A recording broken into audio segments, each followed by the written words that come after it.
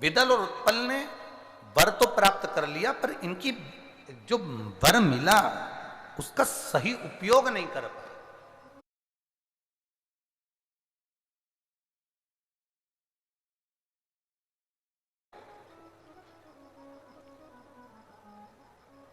घर बना है तो उसका सही उपयोग, जमीन है तुम्हारे पास में, तुम धान की खेती करते हो, उसका सही उपयोग। अपने जीवन में हम मनुष्य का देह अगर लेकर आए हैं तो उसका सही उपयोग होना चाहिए। जाओ ऐसी जगह पर जाओ जहां पर बैठकर तुम्हारी मन, तुम्हारी चित्त, तुम्हारी वृत्ति थोड़ा ना थोड़ा परमात्मा से उसका मिलन हो सके, परमात्मा से वो लगन लग सके। ऐसी जगह तो जाओ। आप लोग बैठे हो, आप लोगों में से कई माताएं जानती होगी, कई पुरुष लोग जानते होंगे, कई भाई लोग यहां पर बैठे होंगे।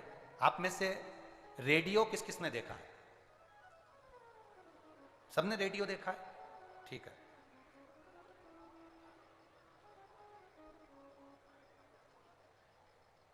बजाया उसको? बजाया? ठीक। सिग्नल नहीं मिलता था तो क्या करते थे?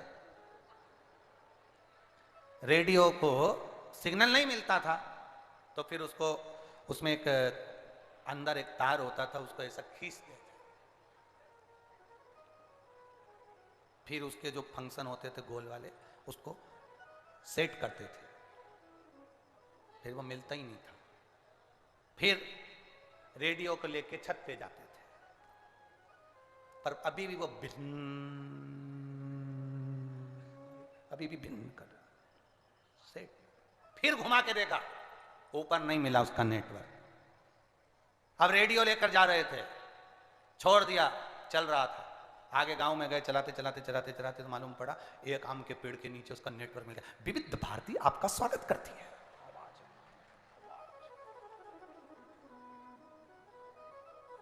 उसमें से आवाज आई। अरे बोलो तो सही है कि गलत है? सही है। उसमें से आवाज आ गई, और जो आवाज आई तो तुम थोड़ी देर रुक गए, नेटवर्क मिला।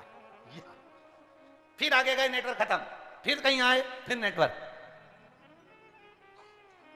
अब तुम्हारे साथ में अगर कोई आ रहा होगा तो तुमने उसको भी कह दिया होगा, ये जो आम का पेड़ है ना, ये नेटवर्क अच्छा मिलता है, देख तू सिग्नल मिला के। उसने जो सिग्नल मिलाया तो विविध भारती आपका स्वागत करती है। पुराने गाने आपको सुनाए जाएंगे, पुराने पहाड़ों फूल बरसाओ, पुराने गाने सुनाए।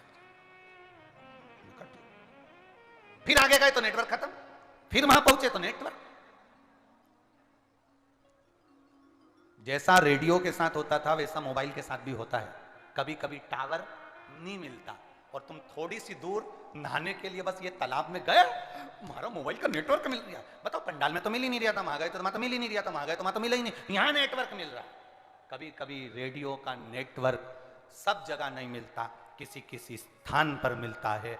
मोबाइल का नेटवर्क, मोबाइल का टावर कहीं कहीं मिलता है। जब तुम्हारे मनुष्य देह का टावर शिव महापुराण में मिलने लगे तो समझ लेना कि भगवान कल्याण करने वाला है, कृपा करने वाला। ये नेटवर्क मिलना चाहिए। नेटवर्क ही तो नहीं मिलता लोगों का। यहां कई लोग ऐसे भी बैठे हैं जिनका नेटवर्क ही नहीं मिल रहा, बैठे जरूर हैं रेडियो लेके, कई बैठे हैं रेडियो ले लेके, परंतु इनका नेटवर्क ही नहीं मिल रहा। वो तो सब खड़े हुए तो ये भी खड़े हो गए,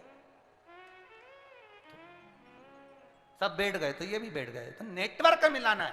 केवल रेडियो लेकर मत बैठो, उसमें केवल मोबाइल लेकर मत घूमो, उसमें नेटवर्क आना जरूरी है। रेडियो में नेटवर्क मिलना जरूरी है। तो इतना वजन तोकने से मतलब है। उसी तरह ये मनुष्य का जो देह मिला है, 84 लाख योनियां काटने के बाद ये मानव का शरीर मिला है, इसका नेटवर्क परमात्मा से मिलना जरूरी है। नहीं तो ये रेडियो लेकर क्यों घूम रहे हैं, ये शरीर लेकर क्यों? बोल बम का नारा है, ये शरीर का नेटवर्क मिले। भगवान की अविरल भक्ति हम धारण करें, भगवान के भजन में हम डूबे, भगवान की भक्ति में हम डूबे, तो समझो कि हमारा नेटवर्क मिला।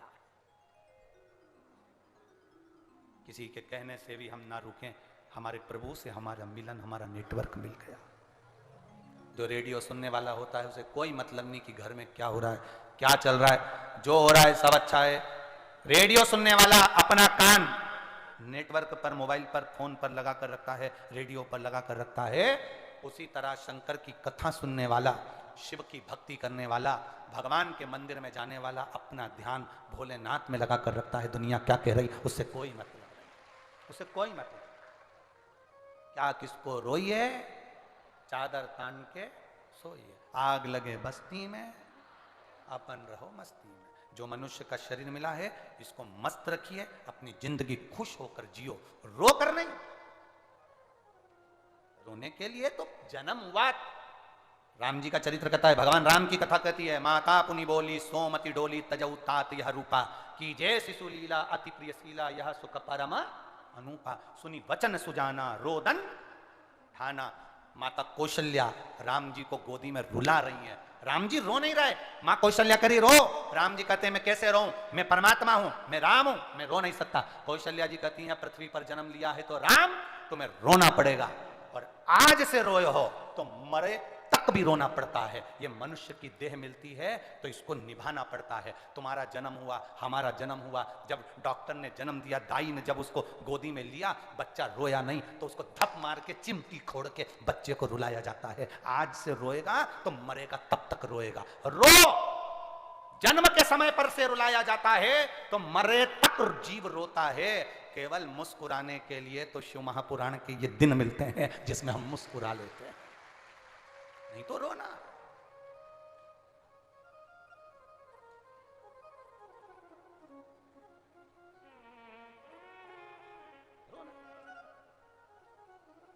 तो परमात्मा थोड़ा सा प्रकाश हमारी जिंदगी में डाल रहा है तो हमारी जिंदगी सार्थक हो रही है, हमारा जीवन धन्य हो रहा है।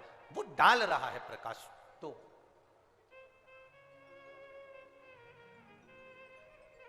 शिव कथा कह रही है, मां षडानंद कार्तिकेय जी को ज्ञान दिए हैं। भगवान शंकर का पशुपति रूप का अवतार हुआ, शिव जी का नाम पशुपति नाथ हो गया। पशुपति वो कहते हैं ना, जय पशुपति नाथ हरे स्वामी, जय पशुपति नाथ हरे, भक्त जनों के संकट दास जनों के संकट क्षण में दूर गए। जय पशुपति नाथ जो ध्यावे सुख पावे। भगवान की कृपा, जो भजता है पशुपति नाथ का, जो व्रत करता है, दिल से आनंद से करता है, वो सुख पाता है। एक माँ ने एक पत्र में लिखा, एक पत्र में उन्होंने लिखा, एक बच्चे का भी एक माँ ने लिखा है, मैं कुंती सिन्हा, मेरे पति का नाम रमेश सिन्हा, हमारा राजनंद गांव से आए हैं, हमालपारा से, गुरुदेव। 2015 से मेरे बच्चे का इलाज चल रहा है। उसके पाँव नीचे से फुंसी होकर सड़ जाता था, पाँव में से पीप आता था, वो पस जहां जहां